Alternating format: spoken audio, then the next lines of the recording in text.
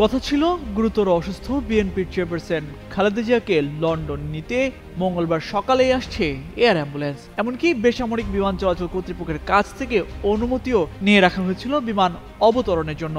তবে হঠাৎ করেই অবতরণের অনুমতি বাতিল করেছে অপারেটর প্রতিষ্ঠানটি। এ নিয়ে উঠছে প্রশ্ন, হঠাৎ করে এয়ার অ্যাম্বুলেন্স অবতরণের অনুমতি বাতিল করার কারণ কি? বেসামরিক বিমান চলাচল কর্তৃপক্ষ জানিয়েছে অপারেটরই স্লট বাতিলের আনুষ্ঠানিক আবেদন করেছে।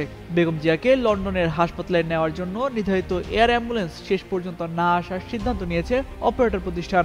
এর আগে নির্ধারিত মঙ্গলবার সকাল ৮টায় হযরত শাহজালাল আন্তর্জাতিক বিমানবন্দরে অবতরণের অনুমতি নিয়েছিল জার্মান ভিত্তিক প্রতিষ্ঠান এফআই এভিয়েশন গ্রুপ। তবে সংশ্লিষ্ট অপারেটরই স্থানীয় সমন্বয়কারী সংস্থার মাধ্যমে স্লট অনুমোদন প্রত্যাহারের আবেদন করেছে।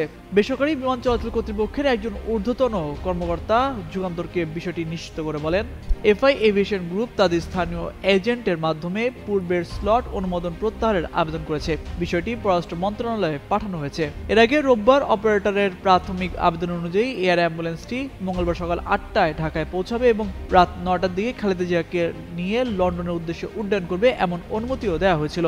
জানা গেছে কাতার সরকারের সহায়তায় জার্মানির এফআই এভিয়েশন গ্রুপ থেকে এয়ার অ্যাম্বুলেন্সটি ভাড়া নেওয়া হয়েছিল। এদিকে স্লট অনুমোদন বাতিলের কারণ সম্পর্কে অপারেটর বা বিএনপির পক্ষ থেকে আনুষ্ঠানিক কোনো ব্যাখ্যা এখনো পাওয়া যায়নি।